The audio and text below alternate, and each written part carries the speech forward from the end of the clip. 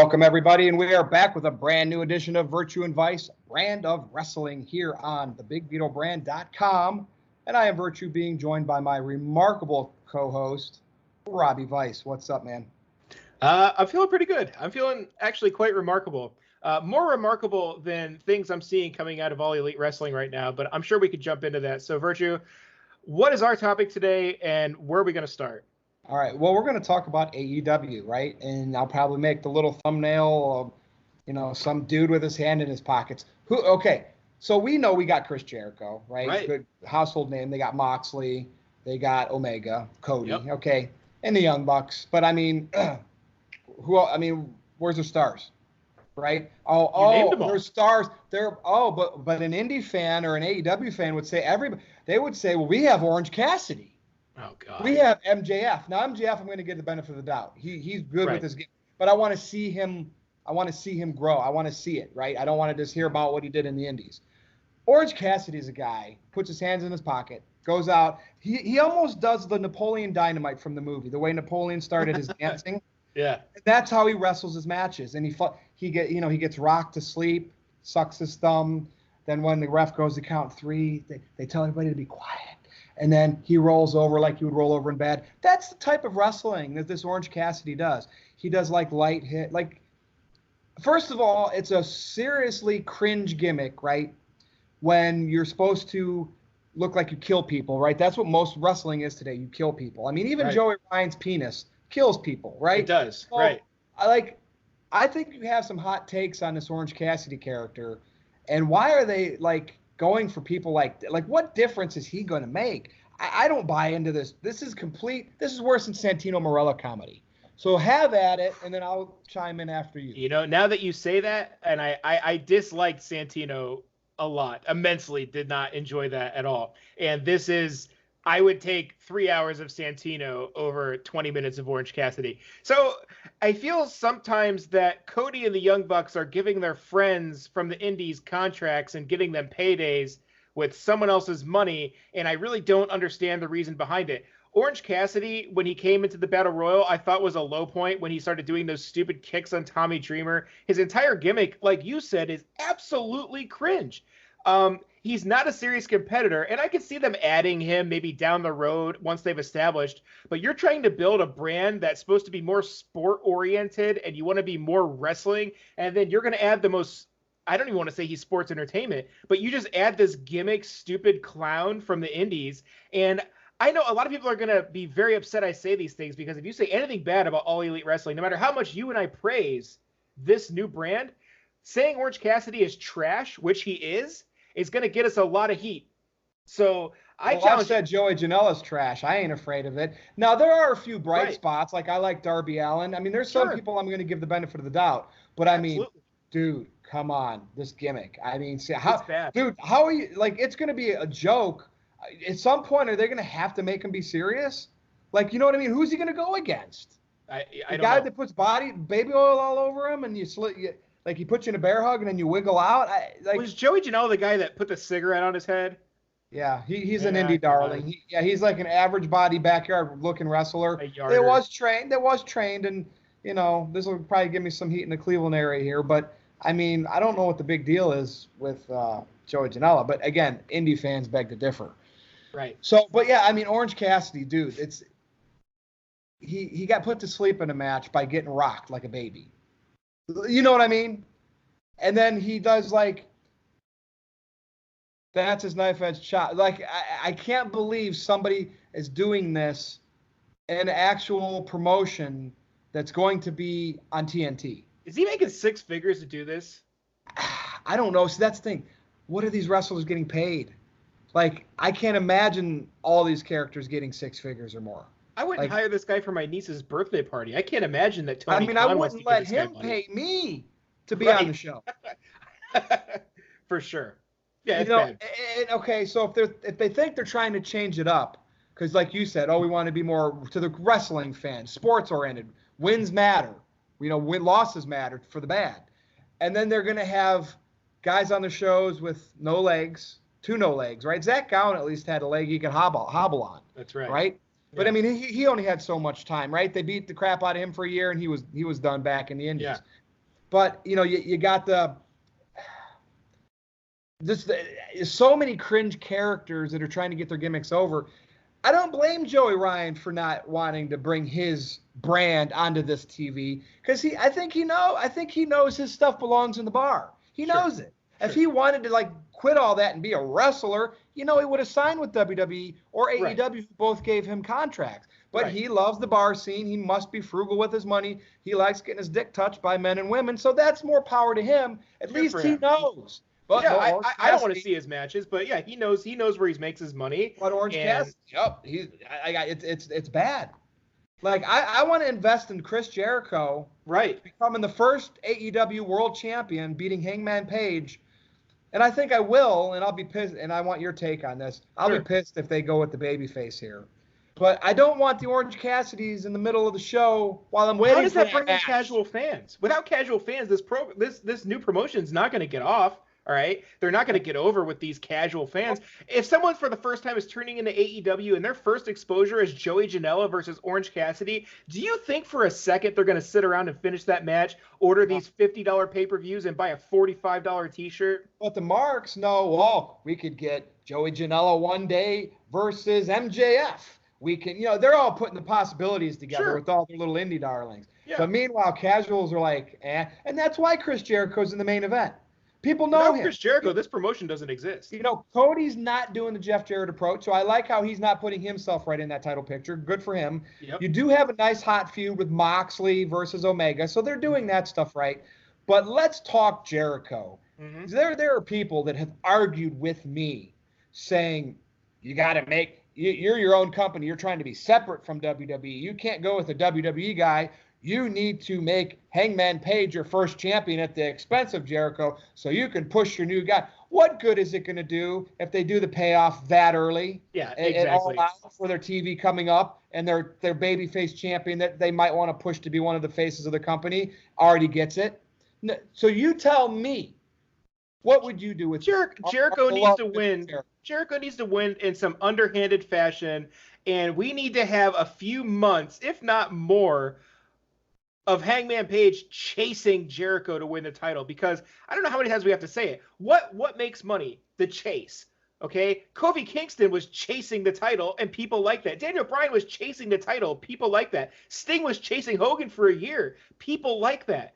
Once they catch up to him, there's really not much more places for them to go, because I think a heel champion makes more money than a face champion for any promotion. And I could be wrong on that, Virtue, but if you think back to history, it's always you want to see this face beat this smug guy. And who is a better, more smug guy than Chris Jericho at this stage of his career? Dude, and here's a couple things. So I'll do you one better. I can see the dirty finish if he does win the title. I say he beats Hangman clean, right? Okay. What would piss the marks off more than Jericho winning clean and still coming out asking for his, tell me thank you, calling him marks, right? Because then the marks can't say, oh, you had a dusty finish win. So what, you're right. But I can see them going that way to, but you know what? Hold on real quick. I would love to see a heel champion who wins clean. Yeah. I would love to see.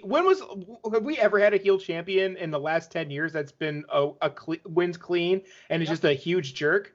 I don't remember the last time that's happened. Knowing Jericho, this match is going to go. The marks are going to be popping. Right. They're going to actually, and if it does end with him winning clean, they're going to think, oh, he's going to come out and we're going to say, you deserve it, fight forever. And he's going to turn on him like, I don't care what you guys think. I already knew I was going to win because I'm Chris Jericho, and this company needs me to be champion because marks like you, feed into superstars like me. Like, I can't wait. And now if they make Hangman win, I'm going to be pissed. And I know we potentially have our AEW review shows coming up here on NoDQ.com, and we'll talk about stuff here on Big Vito brand too. But I will be pissed. I will be livid if they go with Hangman Page as their first champion. Like, if they did that, I would almost think, why didn't they just do Moxley or Omega versus Jericho for the title and let them be the babyface champion first? Don't you have to build, you can't just say the next star, here you are. It's not on a national level. if you're going to make new stars, right, which is what WWE had to do to beat WCW back in the Attitude Era, you can't just make Hangman Page the champ like a lot of these marks think. You have to build him properly. Like maybe have him win a middle title. Yeah. Maybe do a tournament like a King of the Ring, but whatever they would call it. Let Hangman rise the ranks.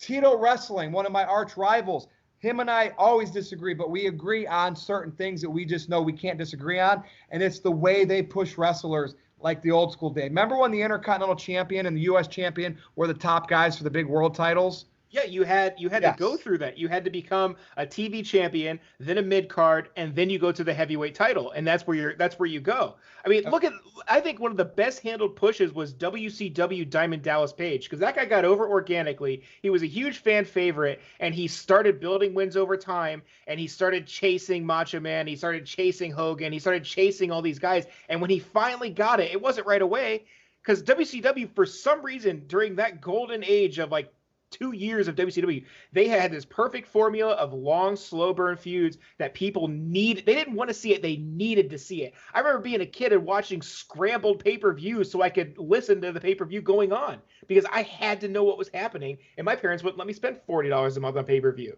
So we need to get back to that era where we do it the old school way.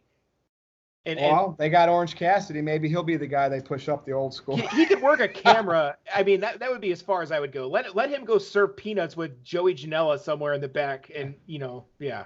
And like I said, I'm going to give AEW the benefit of the doubt. I do like where MJF could go. I think Darby Allin could be a Jeff Hardy. Every wrestling era needs a Jeff Hardy, right? I think Luchasaurus is entertaining. I think he has a future. And he's got the gimmick with Jungle Boy, which is Luke Perry's son. So, and there's some name recognition there. I mean, absolutely. Why not bring in some 90210 fans? Because his son is a wrestler. He's good. Yeah. And then I see, Cody. I respect the way Cody's going about his business because he's not putting himself up there in that Triple H role yet. Now, BigVitoBrand.com knows you love Triple H. So let me bring this topic into the conversation. Do you think Cody is going to be able to just have these secondary feuds with no major titles, or is he going to get that Triple H complex, that Jeff Jarrett and TNA complex? What do you think with Cody? He's like the guy, right, under Tony Khan. I think he's got more stroke than the Bucks and Omega. Yeah. What do you think? Yeah, he's gonna fall into that same trap eventually because you know what? Dusty did it, Flair did it, Hogan did it, Nash did it, Cena kind of did it, Hogan did it again. So I think anytime you have a wrestler with creative control, down the road they're going to do it. And if it's done right, it does make really good TV because everyone wants to crap all over Triple H, but people wanted to see this guy lose. And some of his matches with HBK and stuff on his comeback were in my opinion, some of the greatest things of all time. Him versus Undertaker. We had a good era of Triple H. Yeah, he used his golden shovel a lot, but if people actually could stand up and take that brass ring instead of asking for it, I think more people would have got over. And here you got it. If they do land CM Punk, if CM Punk decides, all right, I got to do this, what better first feud for CM Punk, because he'd probably be the baby with the reaction. Oh, yeah. Then versus Cody. No titles needed, but there you go. I mean, would you buy into that if Punk made an appearance at All Out and maybe not got the feud with Cody yet, but to where you could see maybe that's how they would do this thing for their next big pay-per-view. I think Cody and Punk could be a good feud. Very, very. The best part of that, dude, Virtue, is he could come out as CM Punk because he owns that name, and he could come out the Cult of Personality, and I think that is going to get the biggest pop, the biggest amount of heat, the biggest amount of money. Yes, that would be the greatest thing. Now, I'm still not convinced that CM Punk wrestles anytime soon. Yeah. But my God, if that ever happens, the perfect opponent, and you're right, Virtue, is Cody, 100%. Well, and I'm trying to stay up on social media, TMZ. If anybody ever sees him out in public. If he adds about those 30 pounds back on, you know what I mean, that wrestler weight, Yep. And that's why I keep looking for pictures of him, because if you can't, that's a current picture, you'll know he's coming back. Absolutely. So that's why we knew Lesnar was coming back. But I mean, like that, I'm fine. That's what AEW needs, right? Yeah. I know they're trying to cater to the indie marks. That's their bread and butter. They're trying to steal the NXT fans away from WWE. So that's why you're seeing the Joey Janela's, the Darby Allins, the MJFs, and Orange Cassidy's. I just can't even what even bad name. Like, yeah, it's dumb. You know what I mean? Like, but nonetheless, I digress, and I am excited to a point. I mean, we're going to actually probably do a weekly show talking about what is it, AEW Dynamite? They actually, I saw the newest thing. It's called AEW Revolution. Oh, so they didn't like that Dynamite. That was just I didn't either. Why can't they just call it All Elite Wrestling, though? Why do we need to have a stupid name? Whatever. Yeah, I don't know. That's true. So anything in the world of WWE? We got a couple minutes left here because we always talk about WWE, and I know we got people here that might want to hear some takes because SummerSlam and Toronto just happened. SummerSlam I thought was okay. I thought it was a C+ show. I didn't like Seth Rollins winning the title at the end of it. How unbelievable! Like, that was not believable. No. Do you realize the beating he took weeks and weeks? Vito will agree. I wish we had Vito doing a run-in right now. Yeah. Weeks and weeks of the beatings he took, and the beatings he took in that match, but yet he still beat Brock Lesnar. There is like zero. Like, Kofi winning is more believable now. Kofi winning every match after all of a sudden he couldn't win more than half of his matches is more believable than the way Rollins won the Universal Championship at SummerSlam. Nuts. Right. So I gauge the casual community when I make my girlfriend watch wrestling with me, and she watched Raw with me, and she watched, the last couple of weeks a little bit. And when Seth came out, she says, "Why is this guy fighting? All he does is get beat up and hurt." I was like, well, that's a really good point. And then when he won, she's like, "This isn't believable." And I said, "Yeah." And she's like, "No wonder you're not excited for this pay-per-view." I was like, "Yeah." So I'm going to hold out hope that they did this so Brock can go to SmackDown and beat Kofi for the WWE Championship. That would be some heat on the first night. And I think you and I wanted on Randy for a 15th time or whatever the number is. Roman's probably going to have that feud with Daniel Bryan. So, realistically, who's Kofi going to lose it to? They could, you know what I mean? Brock Lesnar going over there now, right? So that's how they kind of wash their hands of Brock and Seth. Absolutely. By bumping Brock over to SmackDown, and there you go. You got one of your big UFC stars on the major network. Fox. You and I actually said that months ago that if this moved to Fox, that would be the move. And some of the pieces have fallen into place that may, and I think it's the best thing possible because at least they can keep Kofi strong because at least he lost to Lesnar, who's mad about losing his other title. So sure, whatever. He should have lost that belt 2 months ago, but if it just takes another month and a half of Kofi and we could have Lesnar on SmackDown on an edgier show with him and Heyman, I'm all for it. Why not? Yeah, wouldn't that be funny too? Heyman showing up on SmackDown just as the advocate. Because he writes Raw supposedly and Bischoff does SmackDown. And who knows? We know it's still Vince McMahon doing both shows. But very interesting. And here's another interesting thing I wanted to bring up. I talked a little bit of it on the review. So Enzo and Cass. Cass is jacked now, right? Enzo's getting huge. Back in the ring. They really didn't go back to Ring of Honor because I think Ring of Honor had cold feet with their fan base not liking players like that. Yeah. But Northeast Wrestling, who they go around and do little minor league baseball stadiums, and they get 1,000, 2,000, 3,000 people. Sure. Enzo and Cass have a lot of bookings there. But how weird is it that a Fox News sports writer did a write-up on Enzo and Cass? And what's going to Fox soon? Do you think either AEW or WWE is sending feelers, discussions out to Enzo and Cass? Because they are draws. Yeah. I don't want to see Enzo wrestle ever again. I know you like him, but as a manager of Cass, absolutely. They got Cass, the duo. Yeah. Enzo can take bumps when needed. Well, when they were in the prime of their WWE run, did they not have the highest selling merch of anybody in the company? And he had cruiserweight spots main eventing Raw, and they had a house show circuit with cruiserweights. That's right. Enzo was the guy. Yeah. Because you know what? The casuals love them, and the hardcore marks and smarks, they want to see them lose. But I think everyone kind of likes Cass. I just think it's Enzo they had the big problem with, which is perfect. If Enzo's going to wrestle Flying Brian Jr., Pillman Jr. Really? coming. Oh, wow. So I don't think Enzo, God, wouldn't it be nuts though if he started becoming a decent wrestler out of the blue for what we just didn't know he was training? Like, look at David Arquette. I've watched David Arquette. He trained. He's not a bad indie wrestler these days. Yeah, he's not terrible. You know what I mean? So I'm just saying, could Enzo surprise us like that? I don't know, but he's never going to be a Neville, but I think he could be serviceable and have that different style. The manager with Cass shown back up in WWE, like I suggest. Dude, would that not be money if those were the two behind the attacks? 100%. That would be great. Now, the thing is, as well, is the nice thing about having him as a manager is he can take bumps because he's still good at bumps. Yeah, he's good at bumps. As long as he's not having to do wrestling, he's good at. He got thrown. Remember he got every finisher once from all the cruiserweights. Yeah. So he's good at doing that, and he's great on the mic. But Cass is ripped, so we'll see. But that's it, man. We covered it. I mean, I had to bring Enzo into it because it's, talking about Orange Cassidy, and then you got, the more entertaining people with actual enthusiasm like Enzo. That are proven draws. Who would you rather see wrestle?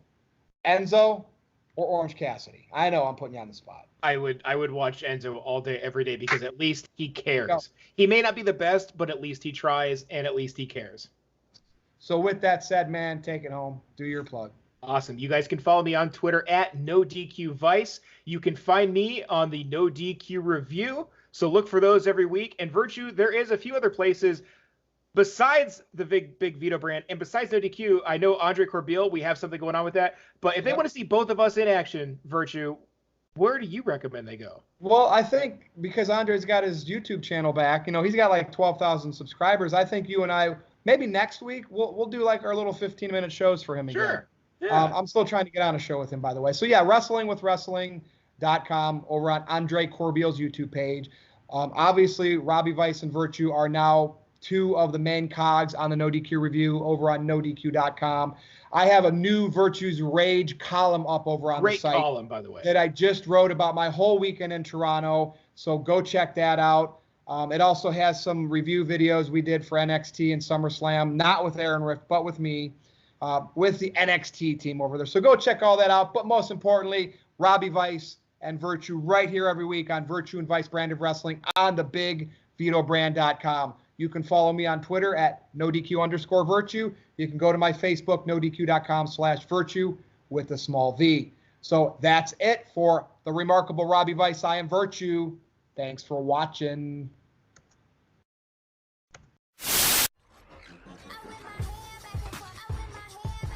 To grow hair. When's the last time you had hair? This is this week in wrestling history. Was it this week in like 1982 or like really? 1982 is the last time you had hair.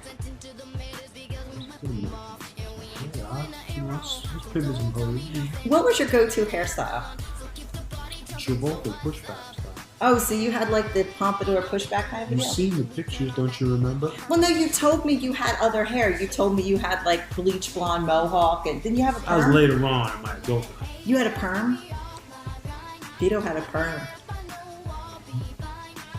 And if you want to see Vito get another perm, tweet us. I would like to see you with the perm. Actually, I think what I'm going to do is this area right here in between us is going to have different pictures of you with different hairstyles while we're discussing it right here. There'll be some rotating styles. So if you guys think Vito should grow some hair, let us know.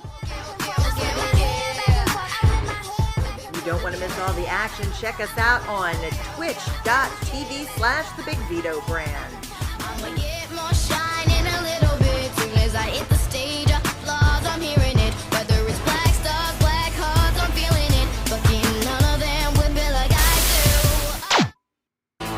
do. Vape Supply Plus in Port Richey, Florida is your place to go. One-stop vape shop, CBD, devices, mods, and more. 400 flavors, 30 brands. Vape Supply Plus, Port Richey, Florida.